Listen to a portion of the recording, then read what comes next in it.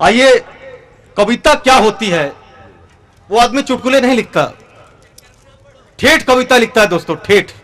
अमावसी का मेला, कचहरी, ऐसी कविताएं हैं जो साहित्य में अमर हो गई हैं।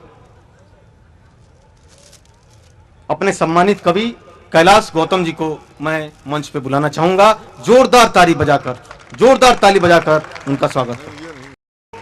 हमारे पड़ोस में एक नई बहू आई, गर्मी के दिन थे, एक दिन छत पर से उसकी आवाज, अरे भाई जब सुनिएगा तब तो छत पर से उसकी आवाज सुनाई दी। वो कह रही थी कि अम्मा जी, बाबूजी की खटिया मैंने खड़ी कर दी, आपकी भी कर दूं।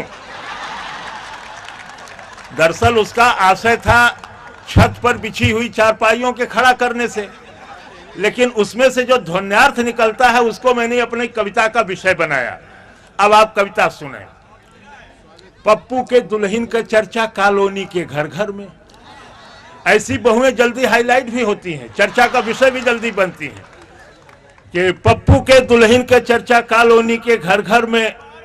पप्पू का दुल्हन पप्पू के रखे अपने अंडर में। कि पप्पू के दुल्हन का चर्चा कॉलोनी के घर घर में।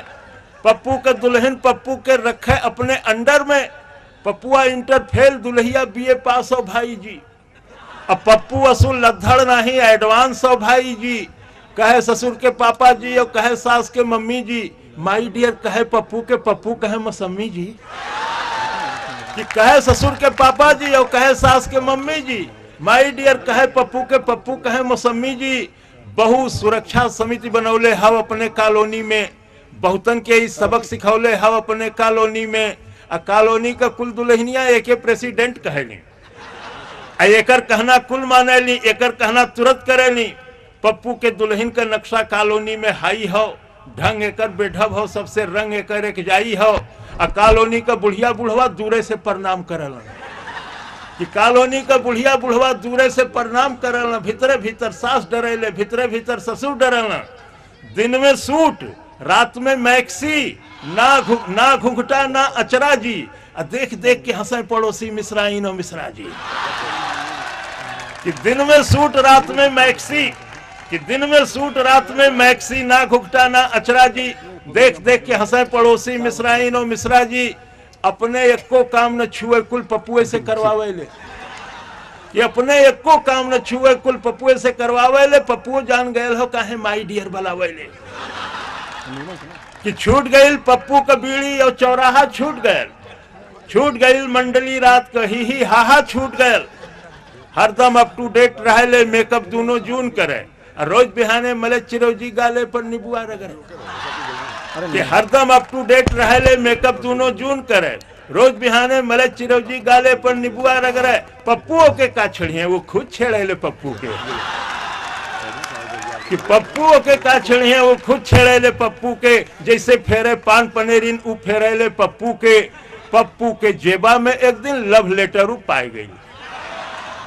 कि पप्पू के जेबा में एक दिन लव लेटर पाई गई। पप्पू का सामत आई गई। मुंह पर छींटा मारे उनके, आधी रात जगावे ले। ई लव लेटर केकर हुए उन्हीं से पढ़वावे ले। लव लेटर के देखते पपुआ पहले तो सोखताए गए। झपकी जैसे फिर से आयल पपुआ वहां गोताए गए। मेहर छींटा मारे फिर पपुआ आंख न खोला था। कि मेहर छींटा मारे फिर पपुआ आंख न खोला था। संकट में कुकुरे का पिल्ला जैसे कूकू बोला था।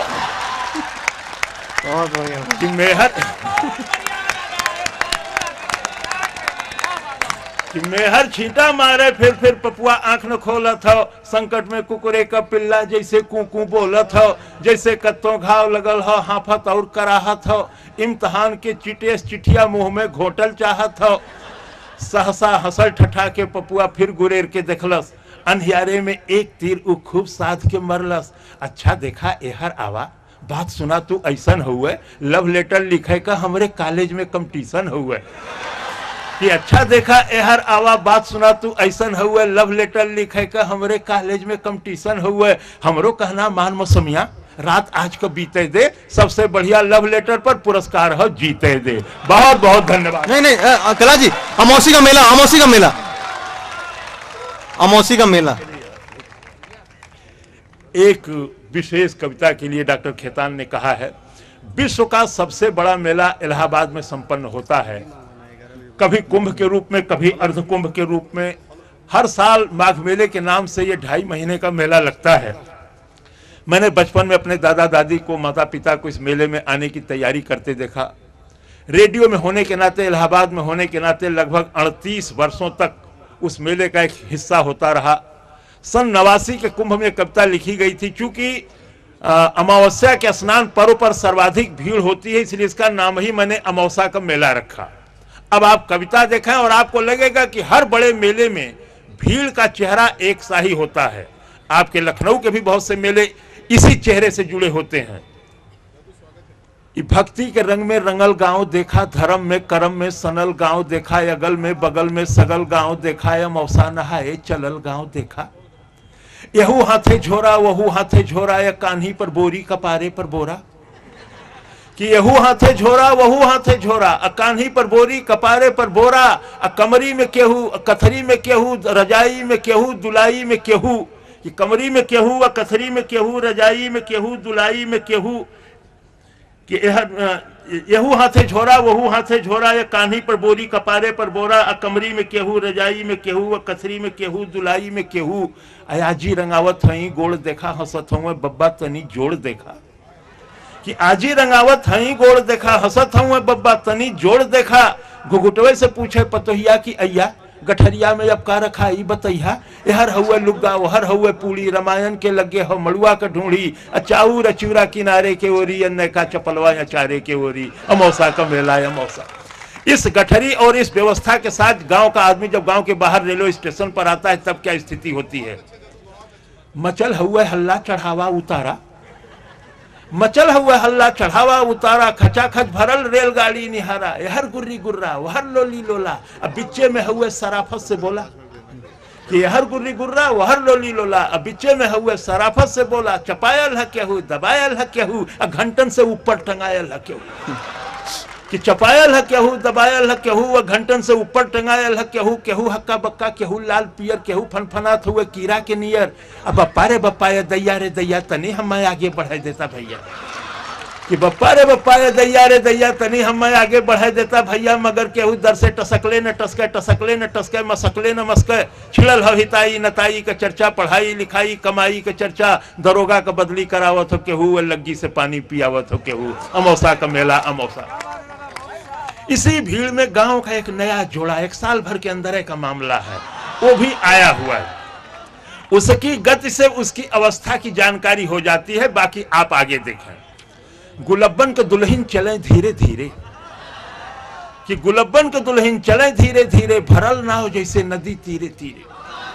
कि गुलब्बन के दुल्हन चले धीरे धीरे, भरल ना हो जैसे नदी तीरे तीरे। सजल देह जैसे हो गौने का डोली, हंसी हो बतासा सहद हुए बोली। देखे ली ठोकर बचावे ली धक्का, मने मन छोहारा मने मन मुनक्का। कि देखे ली ठोकर बचावे ली धक्का, मने मन छोहारा मने मन मुनक्का।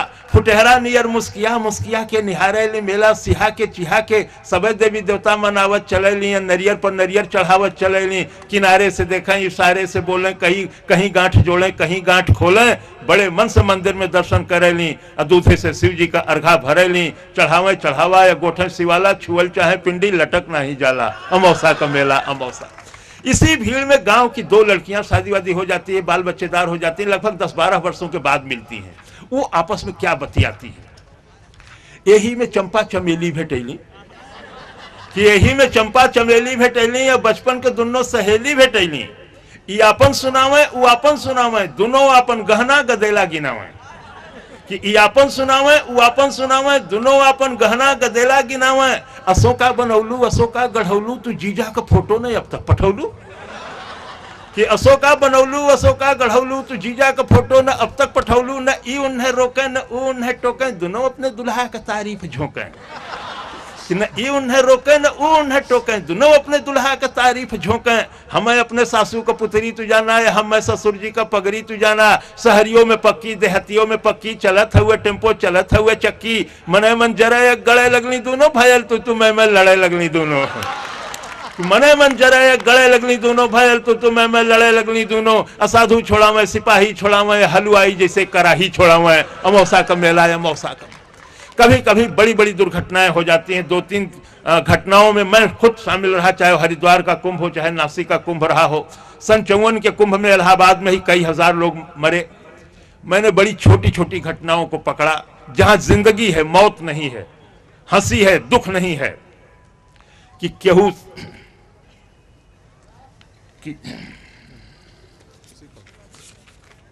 हाँ, कलौता के माई के झोरा हेरायल और बुद्धू का बड़का कटोरा हेरायल। कि कलौता के माई के झोरा हेरायल और बुद्धू का बड़का कटोरा हेरायल। टिकुलिया का माई टिकुलिया के जो है, बिजुलिया का माई बिजुलिया के जो है। मचल हुए मेला में सगरो ढूंढाई, चमेला का बाबू चमेला का माई। गुलबिया 77 निहारत चले ले, मुरहुआ मुरहुआ पुकारत चले ले। कि गुलबिया 77 निहारत चले ले, मुरहुआ मुरहुआ पुकारत चले ले। छोटकी बिटियुआ के मारत चले ले, बिटियुए पर गुस्सा उतारत चले ले। गोवर्धन का सरहज किनारे भेटैनी, बड़े मीठे रिश्ते मिलते हैं। कि गोवर्धन का सरहज किनारे भेटैनी, गोवर्धन के संगे पौड़ के नहैली। घरे चलता पाहुन दही गुड़ खियाई।